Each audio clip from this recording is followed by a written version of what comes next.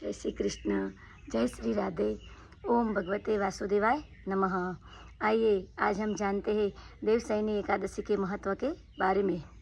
आषाढ़ माह के शुक्ल पक्ष में आने वाली एकादशी को देवसैनी एकादशी के रूप में जाना जाता है।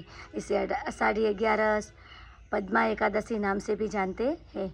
देवसैनी एकादशी का विशेष महत्व है क्योंकि इसी दिन से भगवान विष्णु यानी कि नारायण 4 माह के लिए योग निद्रा में चले जाते हैं, जिससे शुभ और मांगलिक कार्य वर्जित हो जाते हैं।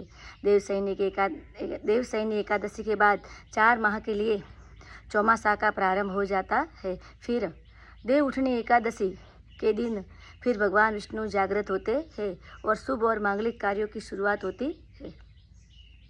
देवसैनी एकादशी का व्रत विधि विधान के साथ करना चाहिए। सुबह जल्दी उठकर नहा धोकर भगवान विष्णु और माता महालक्ष्मी की पूजा करें। भगवान को धूप दीप फल फूल और नैवेद्य अर्पित करें। नैवेद्य अपने हाथों से घर पे ही बनाएं जो शुद्ध और सात्विक हो। भगवान विष्णु को प्रिय एकादशी।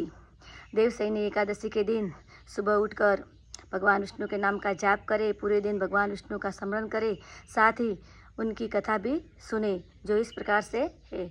एक नगर में माधांता नाम का एक राजा राज्य करता था।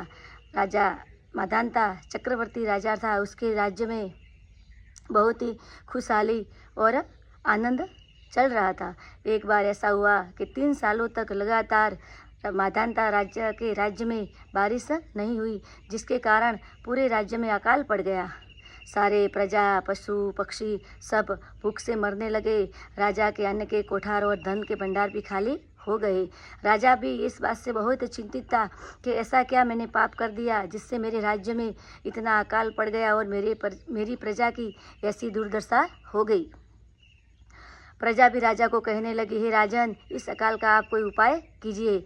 एक बार राजा ने अपने राज्य के सभी साधु महात्माओं को बुलाया और पूछा कि हे महात्मा, ऐसा क्या हो गया मुझसे जो मेरे राज्य में 3 सालों से लगातार बारिश की एक भी बूंद नहीं गिरी। पूरे राज्य के अंदर अकाल छा गया है। आप मुझे कृपा करके इसका कारण बताइए। ऋषि मुनियों ने कहा, हे राजन, तुम्हारे दुखों का कारण मैं जानता हूँ। तुम आषाढ़ माह में आने वाली देवसैनी एकादशी का व्रत करो, जिसकी कृपा से तुम्हारे राज्य में खुशहाली और धन धान के भंडार भर जाएंगे।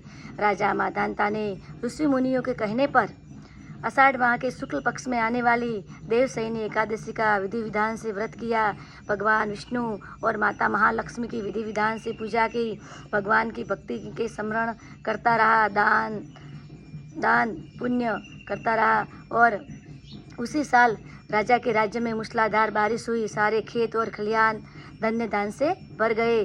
चारों ओर खुशहाली छा गई। प्रजा भी खुशहाल हो गई।